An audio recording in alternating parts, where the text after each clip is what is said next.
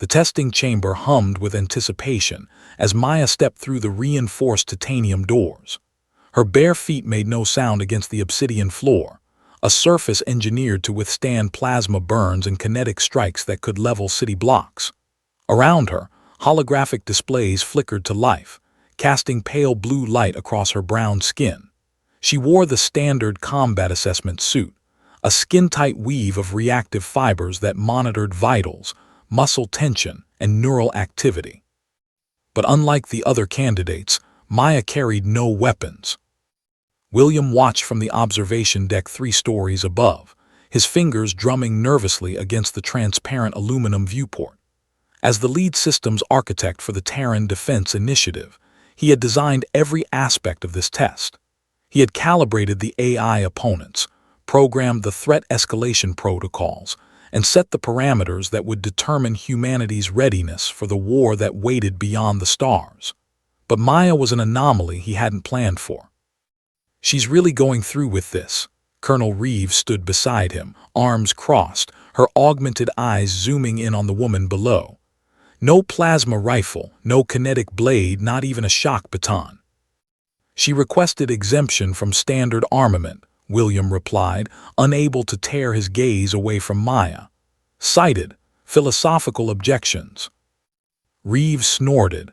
"Philosophical objections don't stop Crithian war machines. This is a waste of time, Harper. Scrub the test." But William didn't move. He had seen Maya's preliminary scores. Her reaction time sat in the 99.9 percentile. Her pattern recognition abilities exceeded baseline human capacity by a factor of 3, and her spatial reasoning was simply off the charts. The woman was a natural warrior, even if she refused to acknowledge it. "Combat simulation initialized," the system's synthetic voice announced. "Scenario: first contact hostility, threat level moderate, commencing in 3, 2, 1. The chamber transformed. Holographic projectors generated a ruined cityscape around Maya, twisted metal skeletons of skyscrapers, burning vehicles, the acrid scent of ozone pumped through atmospheric processors. From the shadows, the first opponent emerged. A Crithian scout drone, its segmented body rippling with biomechanical musculature, optical sensors glowing crimson. Maya didn't move. The drone circled her, its movement patterns exactly as William had programmed them. Cautious, probing, analyzing. It was designed to mimic real Crithian behavior based on fragmentary data recovered from the Kepler 442 incident, the first and only direct encounter humanity had survived. "Engage, damn it," Reeves muttered. The drone struck, a blur of articulated limbs aimed at Maya's center mass. In the observation deck, tactical displays predicted a 94% probability of successful hit. William's breath caught. Maya stepped sideways. Not backward, not a defensive retreat. Sideways, a movement so minimal it barely registered on the motion sensors. The drone's strike whistled through empty air. Before it could recalibrate, Maya's hand shot out, not in a punch or a strike, but a touch. Her palm pressed against the drone's thoracic segment for less than a second. The drone continued forward 3 more steps before collapsing, its systems dark. "What the hell?" Reeves leaned closer to the viewport. "Harper, did your simulation just malfunction?" William was already pulling up diagnostic data. Power systems nominal, holographic matrices stable. The drone had simply stopped. He rewound the footage, magnifying the moment of contact. In the single frame where Maya's hand touched the drone, he saw something impossible, a ripple like heat distortion, propagating from her palm into the machine's core. "Escalating threat level," the system announced, deploying multiple hostiles. 3 more drones materialized, spreading out to flank Maya from different angles. This time, they attacked simultaneously, a coordinated assault that should have overwhelmed any unarmed combatant. Maya closed her eyes. William's blood ran cold. Closing your eyes in combat was suicide. It was the first thing the training simulations drummed out of recruits, But Maya stood perfectly still, eyes closed, breathing slow and measured, as three lethal machines converged on her position. At the last possible instant, she moved. Her body flowed like water, like wind, like something that existed in spaces between moments. She ducked under the first drone's strike, her hand brushing its underbelly as it passed overhead. It crashed to the ground, systems failing. She pivoted, impossibly fast, and pressed two fingers against the second drone's optical cluster. It went dark. The third drone adjusted its trajectory mid-leap, adapting to her movements, but Maya was already there, waiting where it would land, her hand resting gently against its core before it even touched down. 3 opponents, 4 seconds, 0 weapons. The observation deck had gone silent. Even Reeves seemed at a loss for words. Threat level maximum, the system intoned, deploying Apex Predator simulation. William's stomach dropped. The Apex Predator wasn't supposed to activate during preliminary testing. It was the nightmare scenario, based on encrypted transmissions from the Kepler 442 colony before communication ceased. A Crythian war form, 12 feet of adaptive armor and integrated weapons systems, intelligent enough to learn from every exchange. "Abort the test," William said, reaching for the emergency override. "Belay that," Reeves countered, her hand clamping down on his wrist. "I want to see what happens."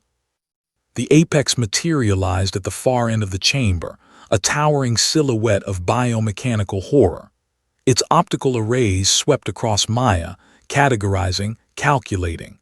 William had programmed it to be merciless. Maya opened her eyes and looked directly at the observation deck, directly at William, and she smiled. Then she walked toward the Apex Predator. Not a combat stance, not a fighting approach. She simply walked, hands at her sides, as casual as someone strolling through a park. The Apex didn't wait. It unleashed everything: plasma bursts that scorched the air, kinetic projectiles that cracked the obsidian floor, energy blades that hummed with lethal potential. The combined firepower could have reduced a tank to molten slag. Maya walked through it all. The plasma dissipated inches from her skin. The projectiles curved away, embedding themselves in walls and floor. The energy blades flickered and died as she passed beneath them. She reached the Apex Predator and placed one hand against its central processing core. "Stop," she said softly. And it did. Every system in the Apex Predator shut down simultaneously. Not damaged, not destroyed, simply quiet. The chamber fell into absolute silence. Then, impossibly, the chamber's own systems began to speak, not through the standard synthetic voice, but something else.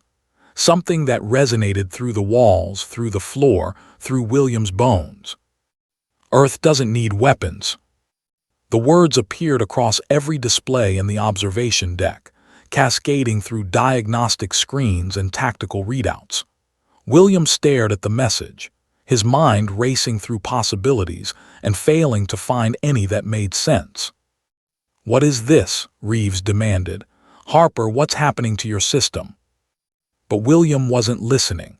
He was watching Maya, who stood perfectly still in the center of the chamber, surrounded by the deactivated husks of his perfect killing machines. And for the first time, he understood. She wasn't fighting them, she was talking to them. He pulled up the deep diagnostic logs, diving into the quantum processing layer that governed the simulation's AI. There, buried in the interaction data, he found it. Patterns of communication he had never programmed, occurring on frequencies that shouldn't exist, in a language that wasn't made of words, but of something more fundamental. Maya had been speaking to the machines in their own language.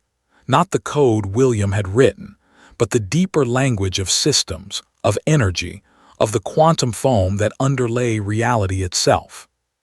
"She's a natural," William whispered. Reeves turned to him sharply. "A natural, Harper, those are theoretical, they don't actually." "Look at the data," William interrupted, transferring the logs to her neural interface. She's not using technology. She's not using weapons. She's directly interfacing with the fundamental information structure of matter. The legend spoke of naturals, humans born with an inexplicable ability to perceive and manipulate the informational substrate of reality, the quantum code that determined how particles behaved, how energy flowed, how systems organized themselves. The stories were old, considered mythology, fairy tales told before humanity had developed real technology. But Maya was real, and she was doing the impossible. William activated the intercom. "Maya, can you hear me?" She looked up, that same gentle smile on her face. "I hear you, William." How are you doing this?" "I'm not doing anything," she replied. "I'm just listening. Everything in the universe is information, William. Everything is code. Your machines, the Crithians, the stars themselves, it's all speaking all the time. Most people just forgot how to listen." Reeves shook her head. "This is insane. Even if she can do whatever this is, one person can't stop an invasion. The Crithians are coming with fleets, with armies." "They're not coming to invade," Maya interrupted, her voice calm but firm. "They're coming because they detected something, an anomaly, a world where information behaves differently." William felt the pieces clicking into place.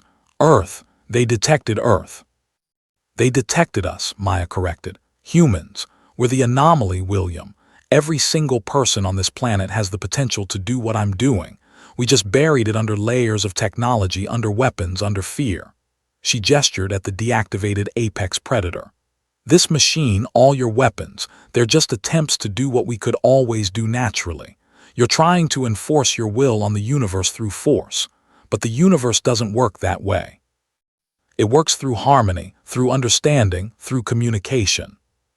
"So what are you suggesting?" Reeves asked, her voice dripping with skepticism. "We meditate our way to victory, talk the Crithians into being friends."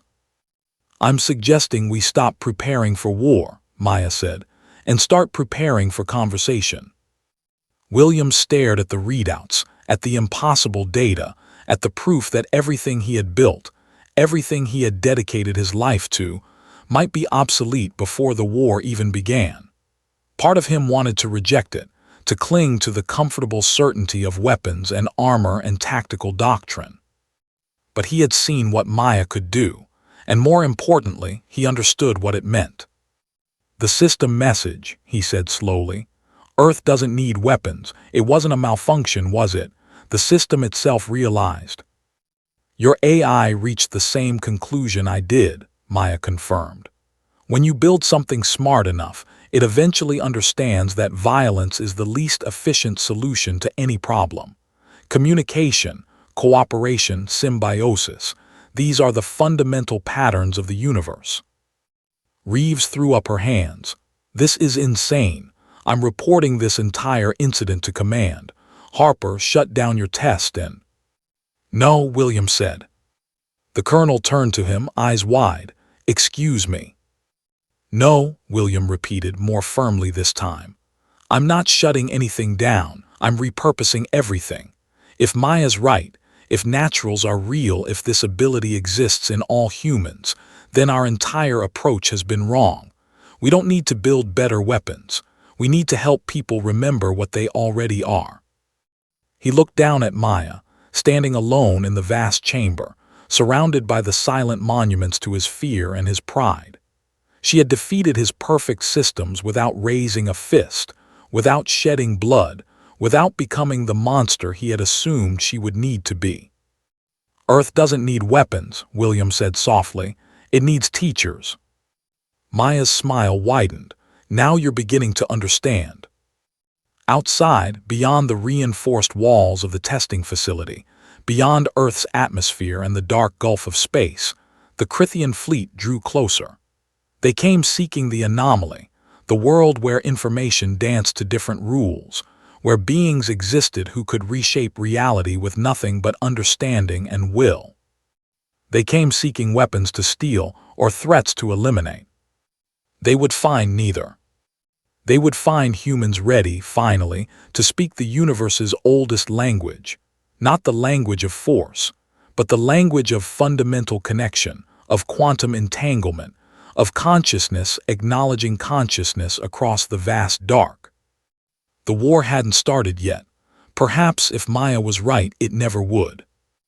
William initiated a new protocol, typing rapidly, terminating Combat Assessment Initiative, initiating Project Harmony, primary objective, awaken natural abilities in human population. Secondary objective, establish communication protocols with incoming Crithian fleet. He paused, then added one final note. Weapons development suspended indefinitely.